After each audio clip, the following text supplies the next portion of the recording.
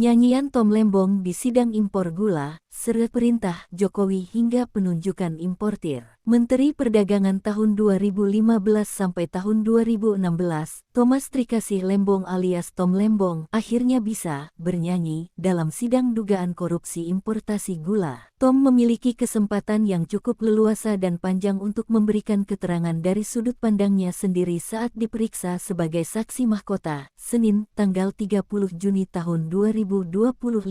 Pada kesempatan itu, ia bersaksi untuk ex-direktur PT Perusahaan Perdagangan Indonesia, terdakwa lain dalam kasus impor gula. Dalam kesaksiannya, Tom mengungkap bagaimana awal mula penugasan pembentukan stok dan pengendalian harga gula nasional. Menurut Tom, awal mula pihaknya membuka keran impor dan operasi pasar gula berasal dari perintah Presiden RI ke-7 Joko Widodo. Pada kurun Agustus sampai September tahun 2015, pemerintahan Jokowi dihadapkan pada gejolak harga bahan pangan. Jokowi lalu memprioritaskan sektor perdagangan agar harga komoditas bahan pokok itu bisa dikendalikan. Menurutnya ia hanya menindaklanjuti perintah Presiden agar pemerintah segera mengambil tindakan yang diperlukan untuk meredam gejolak harga-harga tersebut. Adapun perintah Jokowi disampaikan melalui sidang kabinet maupun pertemuan bilateral. Tidak hanya itu,